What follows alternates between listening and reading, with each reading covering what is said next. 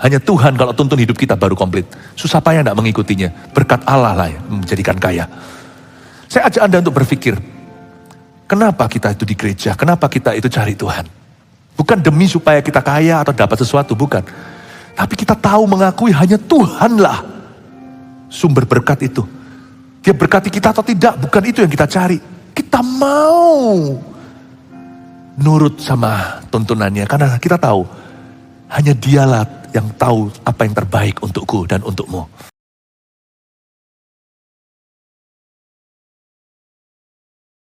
Kami mengasihimu, karena itu kami harus tabah. Kami cinta padamu, karena itu tidak boleh gampang menyerah. Kami tahu hidup kami penuh perjuangan, kami belum di sorga. Tuhan, biarkan kau berjalan bersama dengan jemaatmu dalam segala pergumulan hidup kami yang beda-beda. Tuhan, terima kasih. Berikan kepada kami ya Tuhan otot rohani yang terbuat dari besi, supaya kami bisa menanggung segala beban dan beban orang lain juga. Bapa, sampaikan sabdamu, urapi kami semua dan pakai hamba-mu, sembunyikan di balik salib-mu. Dalam nama Yesus, haleluya, amin. Puji Tuhan. Kasih tepuk tangan untuk Tuhan. Esra 8 kita buka sama-sama, jangan gampang menyerah. Iya. Esra 8 sudah dibuka ya. Sekarang kita mulai dulu dengan berapa ayat di atasnya, yaitu di Esra 7 ayat 28b. Oke, memang pasal 8 di Alkitab kita agak aneh karena kayaknya ada kalimat, dia masuk pasal itu masuk di tengah-tengah sebuah kalimat. Pasal ayat 28 itu Malaysia, Indonesia 11-12 ya. Saya baca, makanya saya ambil dari pasal 7 ayat 28 dulu. Saya bacakan dulu. Maka aku menguatkan hatiku, kata Esra. Karena tangan Tuhan Allah melindungi aku dan aku menghimpunkan dari antara orang Israel beberapa pemimpin untuk berangkat pulang bersama-sama aku. Please jangan lupa, Esra ini adalah cerita pulangnya bangsa Israel dari Babilonia. 70 tahun pembuangan karena Israel kalah perang. Diserbu musuh. Ludes semuanya, tempel atau bait suci. Lalu pindah raja dari Nebukadnezar Babilonia, ditaklukkan sama negeri Persia. Irak zaman dulu itu superpower. Lalu kalah sama Iran. Lalu di tangannya Iran ini, yang hari ini zaman modern namanya begitu, di negeri Persia sudah pindah presiden, ganti raja, dan bangsa Israel setelah 70 tahun di tempat negeri orang, mereka pulang. Salah satu pemimpin yang membawa pulang bangsa Israel adalah Esra, seorang hamba Tuhan. Di ibadah sebelum ini, saya banyak kupas Esranya. Orang ini siapa sih? Kenapa dia disebut Second Moses atau Musa kedua oleh orang Yahudi? Ternyata Esra bukanlah mewakili pendeta, tapi orang Kristen pada umumnya. Kita bisa banyak berkaca. Nah, Esra ini pulang, salah satu tokoh lagi yang lainnya adalah Nehemia yang menyusul kemudian. Esra bangun bait suci, Nehemia bangun temboknya. Kalau mau bangun dulu itu bangun kerohanian, baru ekonomi Anda, dan lain-lainnya. Nah, Esra pulang membawa pemimpin-pemimpin pulang bersama dengan dia. Nah, ayat 28b, pasal 7 sebelum masuk pasal 8, maka aku menguatkan hatiku. Ini pesan Tuhan untuk kita loh. Hidup itu penuh dengan perjuangan. Wong kita belum di sorga kok, masalah itu biasa. Saya baru dari Semarang, STB saat teduh bersama dari sana, di gedung baru kita. Saya beri judul apa yang ikut, mesti tahu, hari Rabu kemarin bukan yang Sabtu. Pencobaan kita itu biasa, mengalahkan pencobaan. Masalah itu biasa. Gak usah kalau ada masalah itu sampai kita gak bisa doa, gak bisa kerja, gak bisa makan, gak perlu sih. Hidup lanjut aja.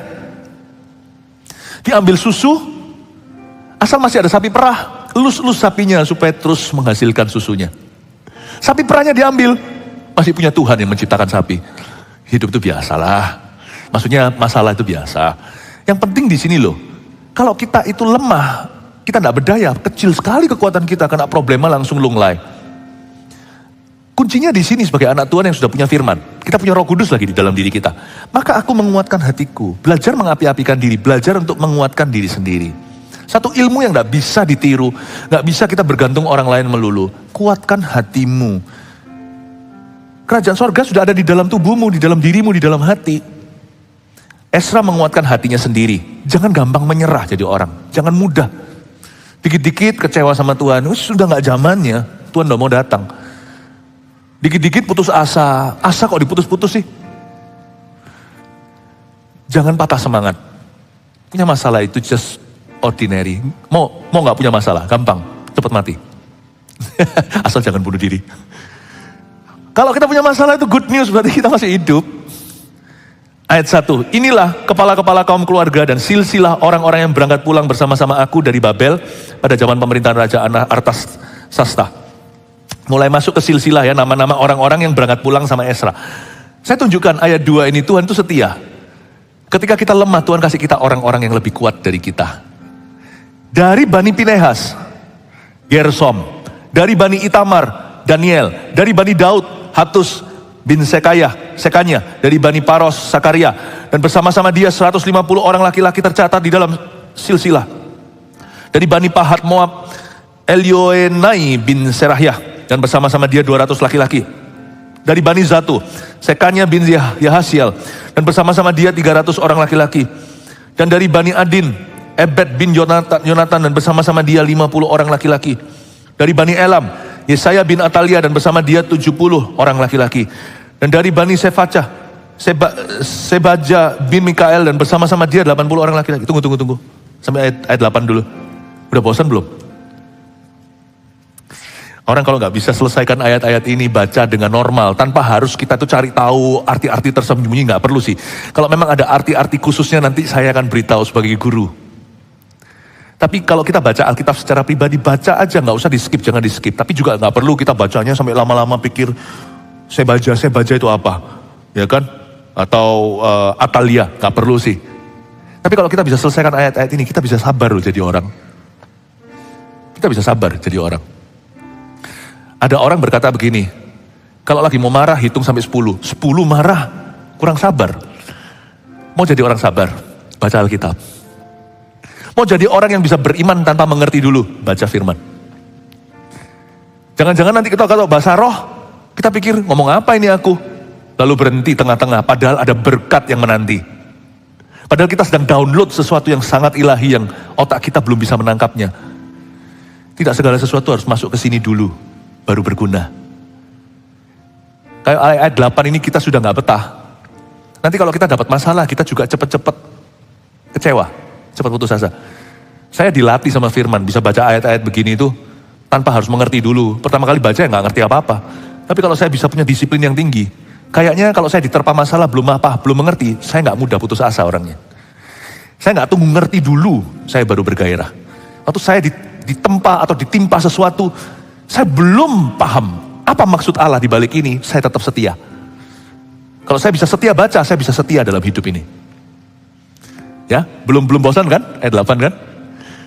Wah, ini kalau khotbah begini itu paling nggak gampang. Karena khotbah itu biasanya harus dapat sesuatu dari khotbahnya.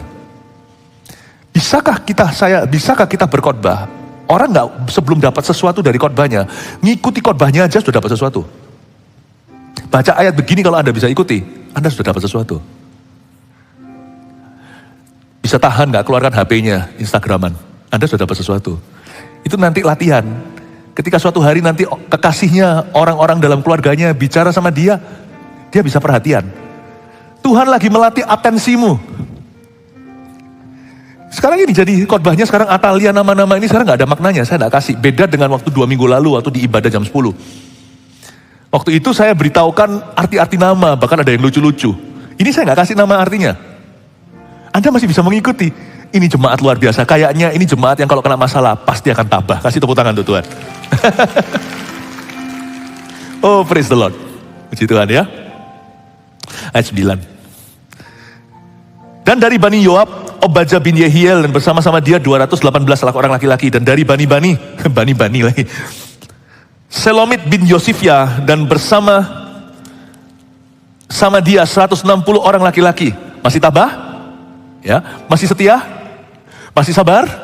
Masih percaya? Lanjut dong kalau gitu ayat 11. Dan dari Bani Bebai, Sakaria bin Bebai dan bersama dia 28 orang laki-laki. Ini semua phone book ini Yellow Pages ini, buku telepon ini. Tapi ini bukan nama sembarangan, ini nama-nama orang-orang yang taat dan setia yang pulang ke tanah perjanjian karena meresponi panggilan Tuhan. Mereka yang pulang ke tanah suci, membangun bait suci dan membangun tembok di Yerusalem juga. Ayat 12, dan dari Bani Asgad, Yohanan bin Hakatan dan bersama-sama dia 110 orang laki-laki. Dan dari Bani Adonikam yang datang kemudian, dan inilah nama mereka: Elifelet, Yehiel dan Semaya, dan bersama-sama mereka 60 orang laki-laki. Dan dari Bani Bikwai, Utai dan Sabut, dan bersama dia 70 orang laki-laki. Tapi kalau semua nggak ada makna namanya juga kasihan Anda. Jadi saya kasih satu komentar ya. Kembali ke ayat 2. Dari Bani Pinehas, Gersom, dan Bani Itamar, Daniel. Dari Bani Daud, Hatus. Tahukah Anda ayat 2 ini adalah very prominent families. Jikalau Anda mendengar di Indonesia Bani Soekarno, maka Anda tahu itu bahwa itu adalah keturunan Presiden RI pertama. Orang bilang Cendana langsung tahu. Karena bagi kita itu relevan dalam sejarah. Ini kan enggak, ini siapa? Saya enggak ngerti. Saya punya seorang teman di Taiwan, dia punya marga itu, waktu suatu hari pergi ke satu kota, sangat dihormati karena marga itu, sangat jarang sih marga ini. Marga yang banyak di Indonesia kan ada ya itu. Ini marga yang aneh sekali. Karena waktu di negara satu lagi, bukan di Taiwan, ini pergi keluar, di sebuah negara lain lagi. Nenek moyangnya, itu adalah jenderal yang membangun kota itu. Jadi masuk ke situ tuh, para pejabat hormat tinggi-tinggi sama dia. Padahal di Taiwan, ya tetap orang yang berhasil berpengaruh. Tetapi kita semua nggak tahu. Ada banyak rahasia nama-nama seperti Fun Fun Book.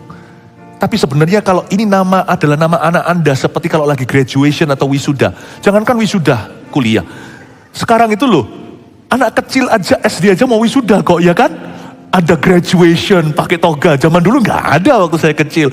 Anak kecil ya, paling cuman pakai baju bebas, tidak seragam. Sekarang semuanya toga dari kecil, ya lucu sih. Kok bisa ya betah ya orang tua ya, nunggu anaknya dipanggil, padahal anaknya masih ujung nanti terpanggil. Di depan tuh anak orang dulu. Pertama-tama, ya kan,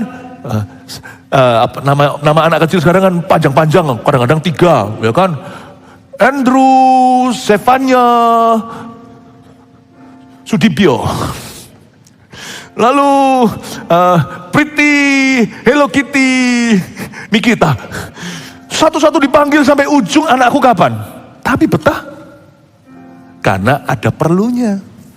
Tahukah semua nama yang Anda baca tadi ini? Semuanya seseorang dan anak seseorang. Semuanya ini ada ceritanya. Kalau ini dibuka suatu hari di kitab kehidupan. Makanya sorga tidak akan membosankan. Itu biografi orang-orang ini dibuka. Anda baru tahu bahwa Tuhan punya banyak hero. Jangan kalau saya baca gini itu imajinasi saya jalan. Itu membuat saya yang dahulu orangnya cuek sekali. Saya ini dulu orangnya cuek.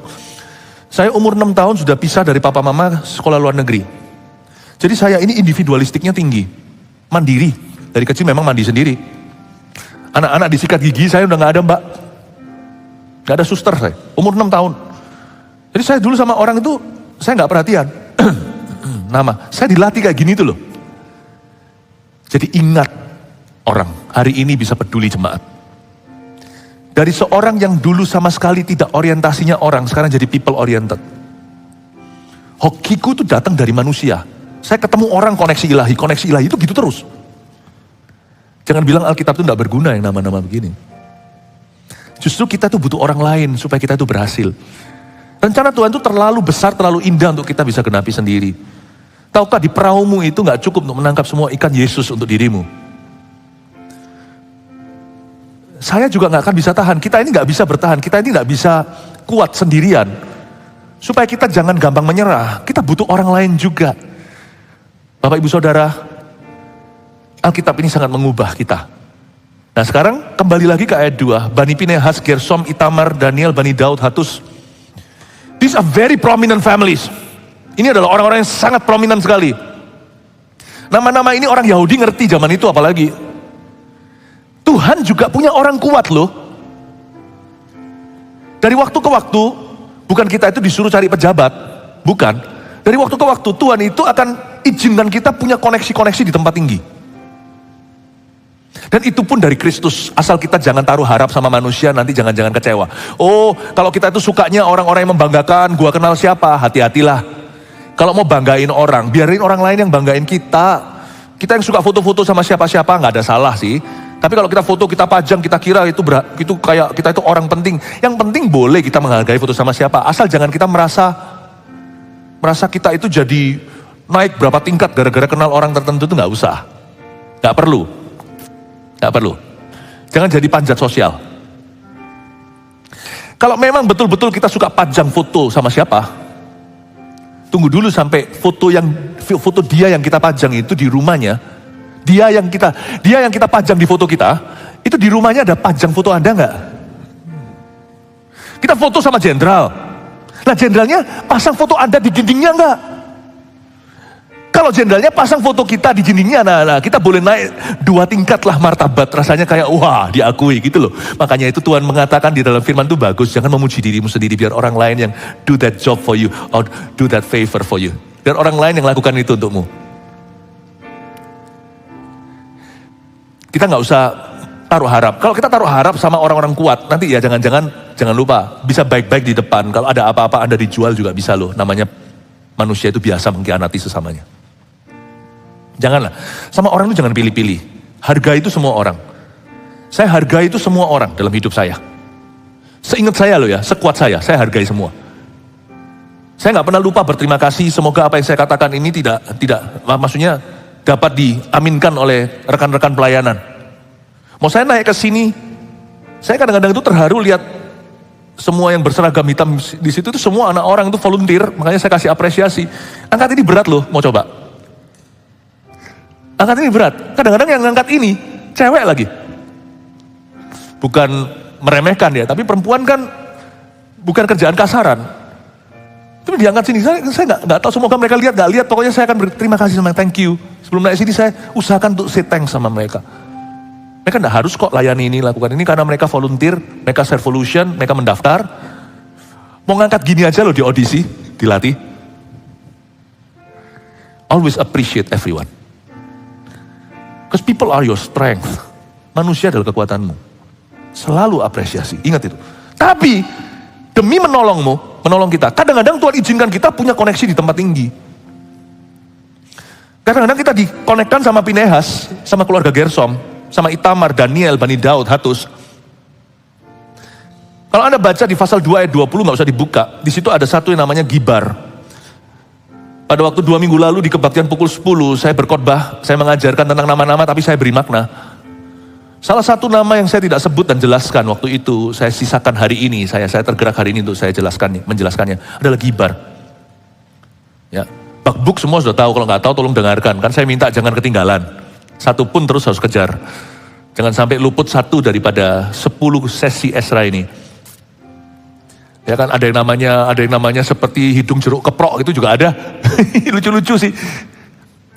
Gibar itu artinya strong man. From time to time, Tuhan akan mengkonekkan Anda with stronger people than yourself. Richer, smarter, more spiritual. Allah akan mengkonekkan kita dengan orang yang lebih kuat, lebih kaya, lebih mampu, lebih pintar,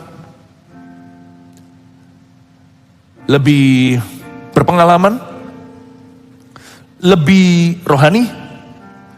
Dan ketika Anda bertemu dengan orang seperti itu, jangan minder. Belajar, bukan minder. Waktu ketemu sama orang demikian, jangan manipulasi, jangan manfaatkan. Kemarin hari Sabtu saya baru ajarkan di saat teduh bersama. Cintai orang, bukan uang dan barang. Manfaatkan barang, bahkan uang, bukan orang. Jangan manfaatkan orang. Orang-orang yang lebih kuat itu bisa mencium dan mengendus ketika kita memanfaatkan. Mereka tahu. Orang kaya biasanya sangat sensitif dengan kekayaannya. Kalau dikit-dikit ujungnya adalah minta bantuan dan pinjaman. Orang itu akan alergi dulu. Dan paling tidak kalau mereka memberi dari belas kasih, Anda tidak akan pernah setara lagi atau selevel dengan mereka. Sekalipun kita nggak sekaya, tapi kita harus punya wibawa. Sekali kita singgung sesuatu yang sensitif buat mereka, mereka forever tutup pintu dan menganggap kita hanyalah pengemis yang minta-minta roti. Saya mau ketemu sama orang sejagat pun, saya dibanding orang-orang tersebut, saya melarat total. Tapi saya dan anak-anak saya, keluarga kami, saya istri dan putra-putri kami, tak ada satu pun yang minder. Tapi kita juga tidak perlu anti dengan mereka. Intinya adalah kalau Tuhan koneksikan Anda dengan orang yang lebih kuat, berkati mereka dengan cara yang Anda bisa. Bless them first. Because you never know why God has connected you to them. Karena Anda tidak pernah tahu kenapa Allah mengkonekkan Anda dengan mereka. Dan sebaliknya, kenapa Allah mengkonekkan mereka dengan Anda. Jangan pernah manfaatkan. Manusia saling membutuhkan. Ada waktunya nanti Anda butuh mereka. Ada waktunya mereka butuh Anda. Mau mereka orang yang punya kedudukan tinggi lah atau apapun pemimpin, jangan. Selalu punya hati hamba. Serve people first. Layani mereka dulu. Sebab ketika Anda menabur, Anda akan menuai kemudian.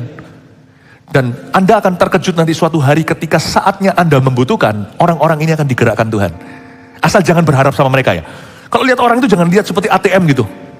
Kalau lihat orang itu jangan lihat seperti, wah ini nanti. Jangan pernah bertanya, apa gunanya orang ini ya. Jangan kasihi mereka. Kasihi mereka. Jangan gampang menyerah.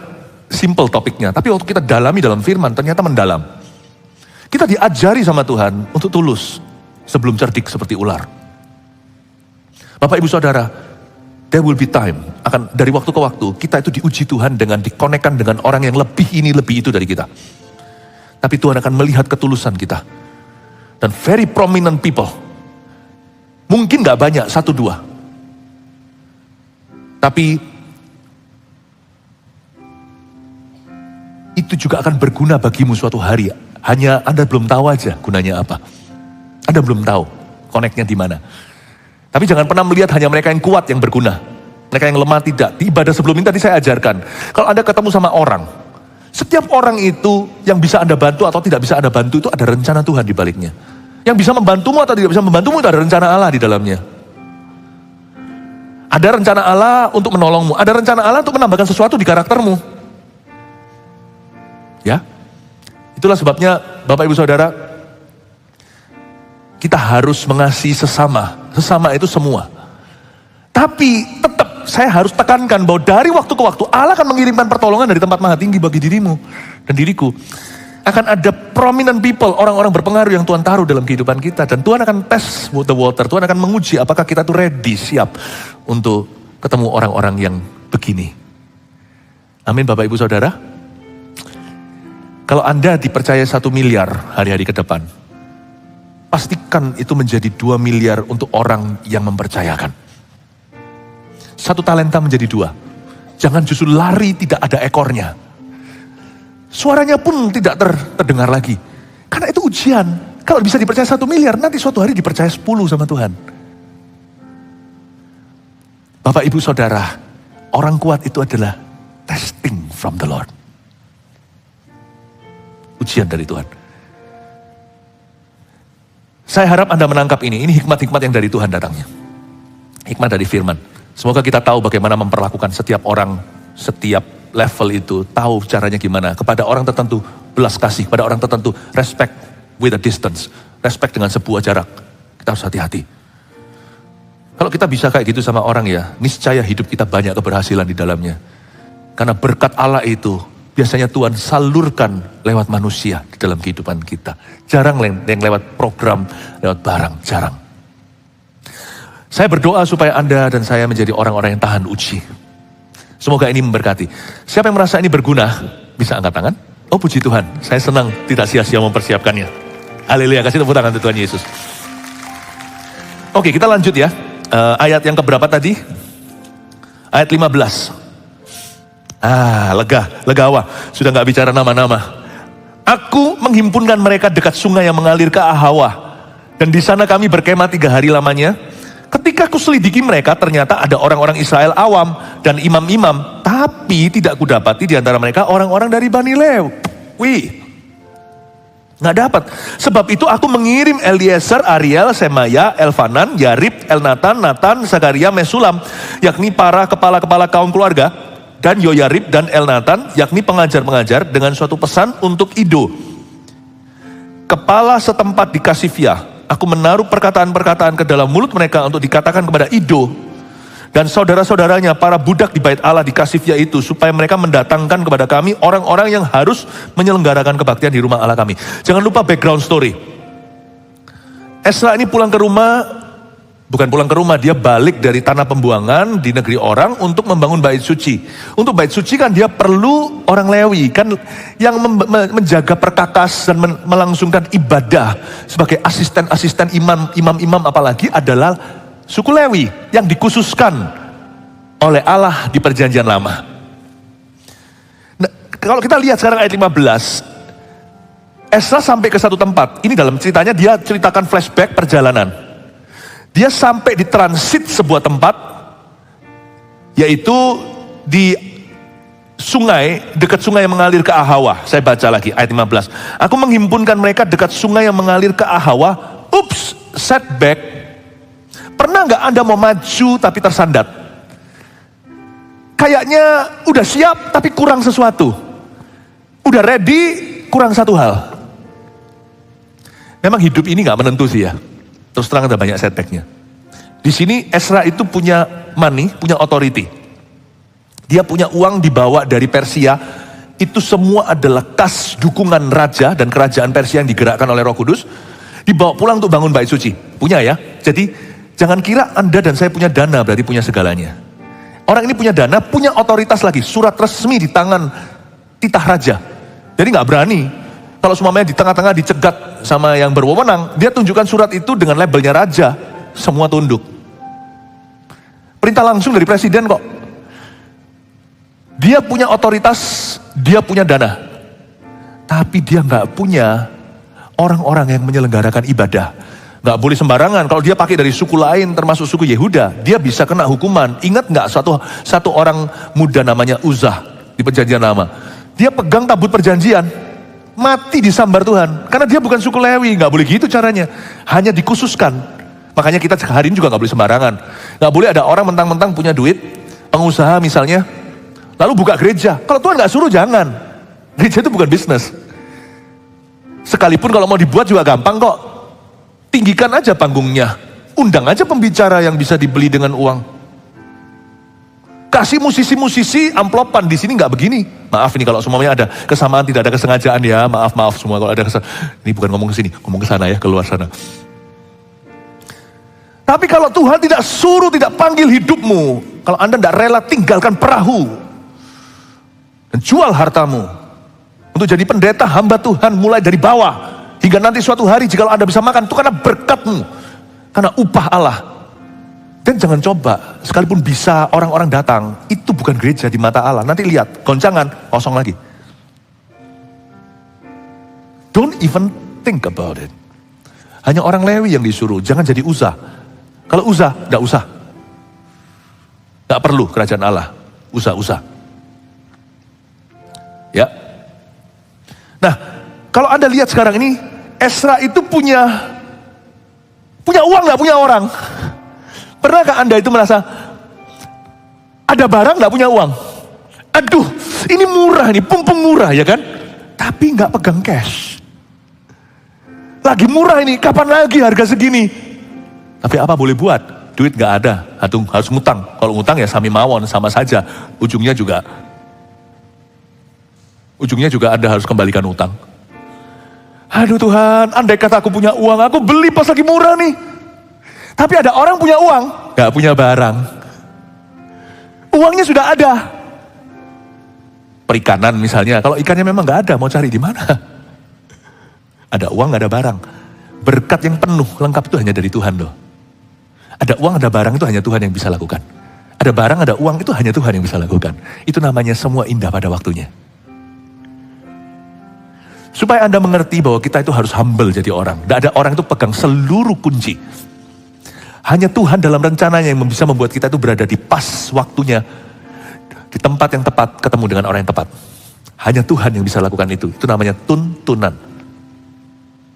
Dalam hal ini sekarang Esra itu setback 3 hari. Dia akhirnya macet di sana. Karena waktu dia dapat otoritas di tangannya, dan dia memiliki dananya secukup-cukupnya, tapi dia nggak punya orang. Berapa banyak orang hari ini pegang dana, ada juga orang yang duduk di atas satu tumpukan cash. Tapi kiri kanan coba bisnis itu selalu ditipu, karena dia gak punya orang yang bisa dipercaya. Kanan kiri semuanya hanya mau money-nya. Sayang ya. Kalaupun dia punya orang percaya, rumah tangganya gak keruan. Gak ada orang yang meneruskan, dia mati ya sudah, nanti anaknya akan habiskan di meja judi. Punya uang, gak punya orang. Only God is complete. Hanya Tuhan kalau tuntun hidup kita baru komplit. Susah payah gak mengikutinya, berkat Allah lah yang menjadikan kaya. Saya ajak Anda untuk berpikir, kenapa kita itu di gereja, kenapa kita itu cari Tuhan. Bukan demi supaya kita kaya atau dapat sesuatu, bukan. Tapi kita tahu mengakui hanya Tuhanlah sumber berkat itu. Dia berkati kita atau tidak, bukan itu yang kita cari. Kita mau nurut sama tuntunannya, karena kita tahu hanya Dialah yang tahu apa yang terbaik untukku dan untukmu. Dia pegang uang, pegang otoritas, tapi tidak punya orang. Tapi saya suka juga, kalau kita di posisi seperti ini biasanya apa? Manusia kan gampang menyerah. Ya Tuhan gak izinkan. Kok gampang ya orang itu suka ngomong Tuhan izinkan. Padahal waktu dia jatuh cinta mau apeli ke rumah pacarnya. Mau badai taufan pun mau pandemi. Diterjang sama dia. Diterjang. Dia gak ngerti kata tidak. Kalau pacarnya berkata jangan hujan, dia bawa payung. Banjir gak apa-apa, dia berenang. Tapi kalau sesuatu yang sifatnya rencana Tuhan yang lain, bukan yang hawa nafsu bagi dirinya sendiri, maka sedikit ketemu rintangan langsung berkata, mungkin kehendak, ini bukan kehendak Tuhan. Kok bisa ya? Kita itu kok gitu. Kita itu kok gak tahu apa yang kita mau. Setan lu tahu apa yang dia inginkan. Setan tahu loh ujungnya, dia itu kan binasa. Dia bekerja segiat-giatnya. Kita anak Tuhan itu kok kayak undian gitu. Untungnya Ezra enggak begitu. Dia tahu maksud hidupnya. Dia tahu maksud Allah, dia tahu tujuan hidupnya. Dia punya kehidupan yang purpose driven. Hidupnya itu didorong dengan tujuan ilahi. Jadi dia gak gampang menyerah. Waktu dia bawa uang, bawa money di tangan kiri, tangan kanannya bawa otoritas raja. Waktu dia lihat gak ada orang Lewi, dia gak berkata, ya sudahlah memang bukan Tuhan kehendaki atau dia kompromi. Enggak. Lalu dia katakan di ayat 16 ini yang dia lakukan. Sebab itu aku mengirim. Berhenti. Bapak ibu saudara, jangan gampang menyerah sama nasib. Kalau ketemu rintangan langsung berkata ini bukan kehendak Tuhan. Atau yang memang mungkin Tuhan izinkan. Fight! Fight! Kalau saya nggak fight, kalau keluarga saya nggak fight, mama saya nggak fight. Mama saya fight dalam doa. Papa saya fight dengan menjual mobilnya, menjual rumahnya dari rumah miliknya menjadi rumah kontrakan. Saya masih ingat saya ini dulu kecilnya tinggal di Surabaya Barat. Dulu namanya, kami pindah dari Darmo Satelit, zaman dulu namanya. Punya rumah, papa saya suka sekali rumah idaman, udah dikasih tanaman, kasih gambar, kasih mural di belakangnya ini itu, ada tempat ruangan mainan dijual karena saya sakit. Pindah ke Darmo Permai, ngontrak rumah yang semak belukar. Papa saya masih mulai kerja, masih banyak tanggung keluarga besar. Zaman dulu kan orang kuno kan begitu, yang ditanggung itu semua saudara-saudaranya. Kalau yang lebih berhasil, saya lihat pengorbanannya. Ayah saya mengorbankan segalanya untuk obatkan saya. Saya ke Taiwan. Tapi juga gak sembuh. Namanya perlu mujizat. Mama saya sebagai orang Kristen, papa saya belum waktu itu, berdoa tiap malam. Saya gak pernah gagal melihat mama saya itu berlinang air mata. Cuman komat-kamit mulutnya seperti Hana. Hana menyerahkan Samuel. Ternyata saya baru mengerti nanti mama saya mendoakan supaya saya menjadi anak yang normal. Kalau nggak fight, semua itu kalau bilang Tuhan izinkan, hari ini Bapak Ibu Saudara, saya jalan pakai kaki polio. Tahu nggak Anda? Belum tahu mungkin, Anda mungkin baru 2 tahun ini gabung dengan Gereja Mawar Sharon, ada sini dari Saat Teduh dan sebagainya. Mungkin Anda nggak tahu sejarah histori saya. Hari ini saya mungkin sudah nggak bisa begini. Saya mungkin sekolah luar biasa, ingat nama aja nggak bisa. Nulis itu loh saya nggak, gunting aja nggak mampu. Gunting itu, gunting kertas sama gunting biasa yang tajam tuh, nggak bisa. Ingat nama saya Philip Mantova itu pelip. Gak pernah bisa, bener gak ada marga Mantovanya saya gak bisa hafal. Umur 6, umur 7, anak-anak sudah ABCDE, sudah nonton kartun, saya masih gak bisa ingat nama saya. If my parents did not fight, kalau mama saya tidak fight di dalam hadirat Tuhan dan berkata, Lord, anak ini harus alive, saya gak jadi hamba Tuhan hari ini. Saya mungkin hari ini tidak bisa berdiri di sini dan berbicara kepada Anda. Karena saya tidak ingat, Ezra pasal berapa? Saya tidak akan paham. Jangan dikit-dikit berkata Tuhan izinkan atau Tuhan beri aku pencobaan. Namanya hidup di hidup ini ya memang penuh pencobaan. Fight saudaraku. Jangan gampang menyerah. Ezra lihat gak ada Lewi. Dia kirim orang-orang kembali. Setback mundur 3 hari. Mestinya dia udah nyampe. Bisa-bisa dia nyampenya 4 bulan 3 hari. Karena perlu perjalanan 4 bulan untuk sampai pulang ke tanah perjanjian. 4 bulan 3 hari. Oh haleluya. Lalu sedikit lagi tambahin fight-fightnya lagi.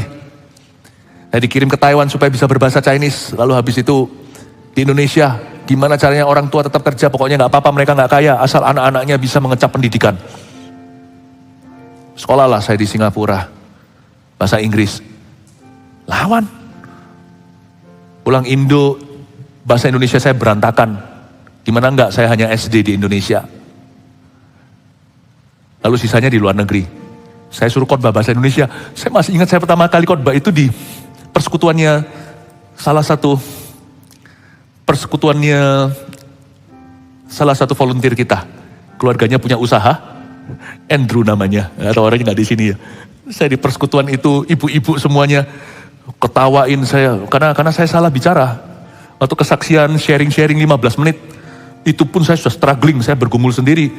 Bisa nyelesain bahasa Indonesia full itu 15 menit saya nggak bisa. Dulu saya bahasa Indonesia, bukan berarti Inggrisnya bagus kayak kayak orang bule ya, enggak. Inggris nggak bagus, Indonesia nggak bagus, di Taiwan cuma umur 6 tahun sampai umur 7,5. Saya belajar semua lagi bahasa ini. Saya nggak punya mother tongue. Kayaknya di sana sini cuma sebentar-bentar saja. Saya masih ingat kok waktu pertama kali khotbah itu di hadapan ibu-ibu. Saya bilang, mari kita semua tutup dalam dosa, tertawa semua. Lalu saya sadar gini, saya salah bicara. Oh mari kita tutup kepala, tutup mata masuk dalam doa. Saya bilang tutup kepala masuk dalam dosa. Malu aku, bangkit lagi, dikasih undangan lagi sekali, saya khotbah lagi. Saya masih ingat khotbah saya 10 perintah Allah, saya hafal bahasa Indonesianya. Untuk saya tulis, mana bisa saya tulis, ini Budi, ini Wati. Bahasa Inggris, khotbah, saya harus belajar, fight, jangan gampang menyerah. Masalahnya kita itu di dalam kingdom kasih karunia. Banyak orang Kristen jadi malas-malasan. Mendingan orang-orang kepercayaan lain yang percaya karma. Kalau mereka gak sungguh-sungguh nanti lahir jadi kucing. Kalau kita gak apa-apa, kayak Shira, whatever will be, kan Tuhan sudah menerima kita. No, kasih karunia itu justru membuat kita rajin. Kasih karunia itu justru membuat kita gak menyerah, justru membuat kita berjuang. Karena kita berjuang sudah menang, lain dengan orang yang berjuang untuk menang. Kalau saya main bola basket, saya kalau tulup-tulupan gitu masuk-masukan itu selalu masuk kalau latihan. Tapi kalau lagi turnamen, karena kita tegang, belum menang, luput melulu, justru membuat kita itu usahanya jadi nikmat. Kenapa? Karena kita sudah menang, Kristus sudah menang. Tapi bukan menjadi orang malas, berjuang. Orang Kristen tidak ada loh, tidak ada agama lain yang berani kecewa sama Tuhannya. Orang Kristen itu paling mudah ngomong kecewa sama Tuhan. Ngawur menurut saya. Lancang. Kasih karunia dijadikan alasan untuk kurang ajar sama surga. Gak pernah itu saya dengar. Mereka dikerjain yang bukan agama, yang kepercayaan aja. Suruh naik tangga 10, mundur 15, suruh pakai ini, minum itu, semuanya dikerjain gimana pun mereka lakukan. Gak ada satupun yang berani kecewa. Orang Kristen saja. Karena orang Kristen salah tafsir kasih karunia, jadi gampang menyerah. Dan jangan gampang menuduh Allah. Kita harus ubah ya kekristenan kita ya. Brand kekristenan kita itu jangan yang KW. Oh haleluya. Mereka setback 3 hari sih, mundur 3 hari. Tapi habis itu, si Ezra berkata, no, aku gak akan terima nasib. Gak ada orang Lewi, gua buat orang Lewi. Bukan dibuat lah, dia gak boleh jadikan orang Lewi. Dia cari maksudnya, dia kirim Eliezer, Ariel, Semaya, Yonatan, Elnatan, Yarib, Elnatan. Dikasih orang-orang terbaik, dikirim.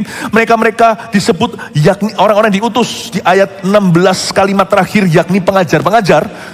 Dalam bahasa Inggrisnya man of understanding, dia pilih the best man. Best man itu bukan hanya untuk pernikahan saja, sahabat mempelai. Best man itu adalah dia pilih orang-orang terbaik untuk dapatkan apa yang dia tahu menjadi kehendak Tuhan. Dia invest yang the best. Dia bilang, ini si A, si B, si C, si D. Kamu pulang, ketemu sama Ido. Ido itu kepalanya Lewi saat itu. Pulang, minta Lewi. Kita ada uang, kita ada otoritas raja. Gak ada orang, pulang, dapatkan orang yang seperti Tuhan kehendaki. Go and get them. Wow, saya bisa rasakan Ezra itu. Dia gak berkata, ya sudah memang mungkin bukan kehendak Tuhan, ya sudah memang mungkin nasib, atau ya Tuhan tidak izinkan. No, ini bukan Tuhan izinkan sekalipun Tuhan sudah restui, bukan berarti garansi akan gampang perjalanannya. Hanya karena Tuhan memberkati kita bukan berarti bahwa, atau Tuhan menyertai bukan berarti bahwa tidak ada rintangan di depan. Kalau saya tahu visi saya itu, tujuan saya ini, ada angin badai saya terjang. Karena kasih karunia membuat saya kuat untuk tidak menyerah. Amin Bapak Ibu Saudara. Saya suka, saya applaud si Ezra. Orang ini tidak gampang menerima dan pasrah. Berserah sama Tuhan itu tidak ada hubungannya sama pasrah. Berserah sama Tuhan itu bagi orang yang tahu tujuannya. Dan karena dia tahu Tuhan suruh dia ke situ. Berserah itu artinya kalau Tuhan suruh saya ke sana, saya tempuh dan saya akan lawan. Kalau Tuhan bilang itu, berserah itu berarti saya berserah pada kehendaknya. Kehendaknya yang jadi, bukan kehendakku. Tidak ada alasan. Tidak ada rasa takut lagi. Dan tidak ada sebab, tidak dibenarkan untuk saya menyerah hari ini. Haleluya. Kita lanjutkan lagi ke ayat yang ke mana tadi? Ayat 21 ya. Masih bersama dengan saya ya. Kemudian di sana di tepi sungai Ahwa itu aku memaklumkan puasa supaya kami merendahkan diri di hadapan Allah kami dan memohon kepadanya jalan yang aman bagi kami. Karena Ezra ini mau pulang tanpa minta perlindungan bagi anak-anak kami dan segala harta benda kami. Oke, ini flashback, dia cerita dia mau balik bawa rombongan. Karena aku, ayat 22, karena aku malu meminta tentara dan orang-orang berkuda kepada raja untuk mengawal kami terhadap musuh di jalan. Sebab kami telah berkata kepada raja demikian. Tangan Allah kami melindungi semua orang yang mencari dia demi keselamatan mereka. Tetapi kuasa murkanya menimpa semua orang yang meninggalkan dia. Bapak Ibu Saudara, jemaat terkasih. Mari kita pelajari karakter Ezra yang pantang menyerah. Orang ini prioritasnya jelas. Dia itu membawa harta. Bukan untuk dia. Bukan untuk rombongannya. Harta itu modal kerja untuk bangun bait suci. Dari treasury atau dari perbendaharaan kerajaan Persia. Dia bawa pulang itu worth millions of dollars. Itu jutaan dolar yang dia bawa. Harganya hari ini nilainya. Itu di tengah-tengah jalan zaman dulu itu ada banyak perampokan bisa terjadi. Ada banyak, apa itu pirates itu apa ya? Kayak bajak laut, ini bajak darat. Tapi dia tidak minta sesuatu kepada raja perlindungan karena ini urusan orang Kristiani zaman itu. Supaya jangan sampai orang Kristennya tunduk sama orang-orang gak percaya, membutuhkan belas kasih mereka. Ayat 22, karena aku malu meminta tentara dan orang berkuda. Di sini saya melihat karakter Ezra. Orang ini lebih concern sama kemuliaan Tuhan daripada keamanan dirinya. Saya suka sekali orang ini. Orang ini kalau tahu tujuan hidupnya, dia itu akan menjaga kemuliaan Allah melebihi keamanan dia sendiri. Nyawa pun dia pasang. Orang ini dengan kata lain sangat cinta Tuhan dan menjaga nama Tuhan. Please ya, di dunia kerja, di dunia sana, di luar sana, jagalah nama Tuhan melebihi keuntungan bisnismu. Please jaga nama Tuhan melebihi apapun juga. Karena nama Tuhan itu yang ada wariskan ke anak-anak nanti. Dan mereka akan lari ke dalamnya dan mereka akan selamat. Jangan sampai orang-orang yang kita cinta itu tersandung gara-gara kita gak jaga nama Tuhan. Nanti suatu hari mereka gak bisa masuk keselamatan gara-gara kita. Nanti anak-anak kita jadi muak untuk berdoa dalam nama Yesus. Karena lihat papanya kayak gitu ternyata kelakuannya begini. Padahal itu bukan salah nama Yesus, salah papanya. Jangan sampai mereka gak masuk ke nama Yesus gara-gara papanya. Paham maksud saya? Atau gara-gara Anda dan saya. Tangan Allah kami melindungi semua orang yang mencari dia. Ayat 23, jadi berpuasalah kami dan memohonkan hal itu kepada Allah dan Allah mengabulkan permohonan kami. Tunggu sebentar, ada perbedaan kontras antara Nehemia dan Ezra. Ezra membanggakan bahwa dia tidak minta tentara atau orang berkuda. Dia berdoa agar dilindungi dan Tuhan memang mengabulkan. Mustahilah bajak darat begitu banyak. Dia bisa sampai ke tempat tujuan 1.500 km kemudian tanpa tergores sedikit pun, tanpa ada orang yang bisa berusaha merebut atau mencuri 1 sen pun dari dirinya. Itu mustahil. Tapi sama Esra beda. Kalau Esra pasal 2 ayat 7-9 gak usah dibuka, catat aja. Di Esra pasal 2 ayat 7-9 kebalikannya, Esra berdoa agar raja digerakkan, dan raja sungguh-sungguh tergerak mengirim tidak tanggung-tanggung panglima-panglima perang dan tentara berkudanya untuk jaga Nehemia, juniornya Esra. Esra bangun bait suci bawa material. Nehemia juga bawa material yang sifatnya jutaan dolar. Yang satu tidak minta penjagaan, bahkan menolak, jangan sampai mempermalukan Tuhan. Yang satu lagi minta penjagaan. Maksud saya apa? Di area yang tidak jelas-jelas dikatakan oleh Alkitab, boleh atau tidak, iman Anda yang berbicara. Ada orang yang beriman tanpa obat. Tapi ada orang yang beriman dengan obat, aku akan sembuh. Yang pakai obat jangan berkata kurang rohani lu. Yang pakai obat jangan berkata ngeroh kamu pada orang yang tidak minum obat. Kalau hal-hal yang sifatnya tidak menentu, Alkitab tidak jelas-jelas berkata boleh atau jangan, then let it be according to your faith. Terjadi sesuai dengan imanmu. Mereka melihat perkara ini berbeda. Esra melihat bahwa kalau mereka pulang dilindungi raja, malu-maluin saja. Tapi Nehemia merasa, ini adalah sebuah keistimewaan yang aku punya. Wong aku ini kan juru minum raja secara pribadi. Aku ini deket gini loh sama the mighty king, dengan raja yang paling berkuasa zaman itu. Beda-beda. Paham maksud saya Bapak Ibu Saudara? Karena itu jangan meniru iman orang lain. Kembangkan imanmu di area abu-abu. Lalu aku memilih 12 orang pemuka imam, yakni Serebia dan Hasabia, dan bersama mereka 10 orang dari antara saudara mereka. Berikutnya, lalu mereka pulang ya. Sekarang kita langsung lompat aja ayat 31, tiba di Yerusalem. Karena waktu. Ya, karena saya tidak bisa selesaikan demi waktu. Tiba di Yerusalem, kemudian berangkatlah kami dari sungai Ahawa, pergi ke Yerusalem. Ini sudah tiba di Yerusalem. Udah sampai nih ceritanya. Pada tanggal 12 bulan pertama untuk berjalan ke Yerusalem, dan tangan Allah kami melindungi kami dan menghindarkan kami dari tangan musuh dan penyamun. Maka tibalah kami di Yerusalem sesudah kami tinggal di sana selama 3 hari. Do you see? Apakah Anda melihat sesuatu? Saya ulangi lagi.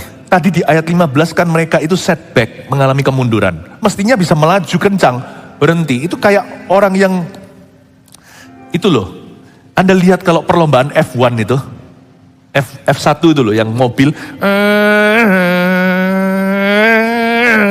Ini bukan lalat ya. Kalau ada satu sedikit yang oleng karena kesenggol, gitu, dia kehilangan momentum, betul?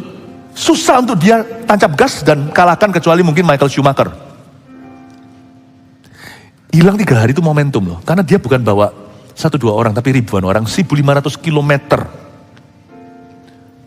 Jaraknya 4 bulan lebih ditempuh. Dia kehilangan momentum. Bapak Ibu Saudara, momentum yang Anda hilang karena Anda tidak mau kompromikan standar, Tuhan akan gantikan nanti. Di ayat 32, maka tibalah kami di Yerusalem sesudah kami tinggal di sana selama 3 hari. Berarti mereka tinggal sampai 3 hari early. 3 hari lebih dini. Paham maksud saya Bapak Ibu? Aku udah ada waktu doa, udah ada waktu doa. Ada orang berkata, aku udah ada waktu sembahyang. Buang-buang waktu 1 jam pagi hari. Anda akan terkejut. Saya pernah uji ini sebagai pengajarmu. Kalau saya doanya itu maksimal, saya pulang kantor lebih awal. Aneh loh. Kalau saya doanya, ini bukan berarti kalau ngelembur itu salah atau kutukan Allah, bukan ya. Maksud saya adalah solusinya itu selalu shortcut dari Tuhan. Tapi kalau saya doanya itu kompromi atau saya courting, maka courtingan itu saya bisa lihat dampaknya. Itulah jam ngelembur saya. Karena saya butek, tidak bisa ketemu jalan keluar. Aneh, saya pernah coba. Saya coba ini ketika saya jadi pendeta. Saya coba ini ketika saya jadi pebisnis. Atau awal-awal saya pulang dari Kanada.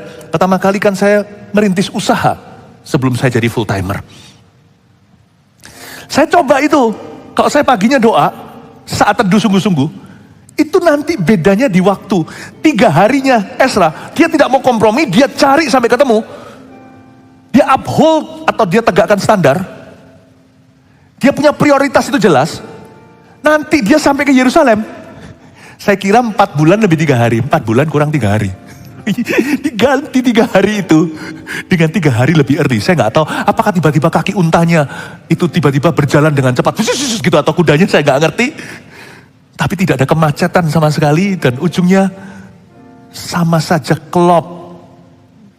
Andai kata dia kompromi, dia harus pulang lagi 3 bulan kembali untuk cari orang Lewi. Kalau Tuhan berkata enggak, Tuhan aku minta standar B, tidak, KW, tidak, balik dia 3 bulan lagi.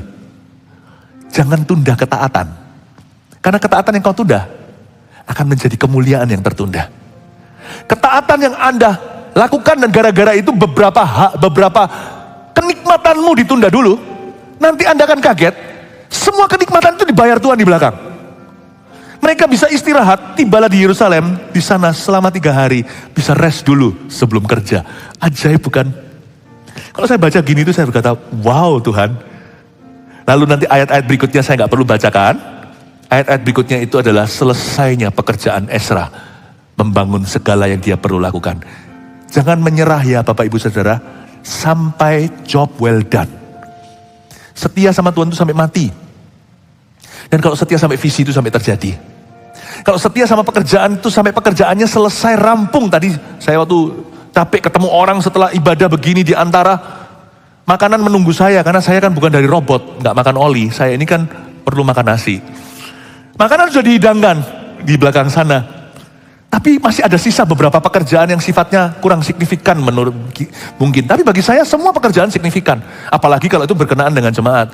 Tanda tangan buku-buku yang dibeli sama pendatang hari ini ke sini, nggak tahu jemaat atau bukan, dari Pustaka Raja Wali. Dan buku-bukunya udah numpuk untuk saya tanda tangan. Beberapa teman-teman hospitality sudah sungkan berkata, Ko Philip makan dulu. Saya bilang enggak, saya kasih satu nilai value. Enggak selesai kerja enggak makan. Taruh dulu di sini, tak tanda tangani satu-satu. Baru setelah itu saya makan nasiku. I have a very simple, kecuali kalau telat makan jangan ya, taruh dulu makan dulu daripada sakit mah. Kok bukan belum telat. Saya punya satu prinsip dalam hidup ini. Jangan berhenti dan rayakan sebelum Anda masukkan semua jarahan. Janganlah kita itu duduk pesta dan makan sebelum kita selesaikan pekerjaan. Jangan foya-foya sebelum Tuhan telah memberi kepada kita kuasa. Jangan tertawa sebelum menabur dengan air mata. Saya harap jemaat kita tahun ini bukanlah domba yang gampang menyerah, tapi orang-orang yang akan mendapat pahala. Berikan tepuk tangan untuk Tuhan. Mari kita semua bangkit berdiri. Haleluya.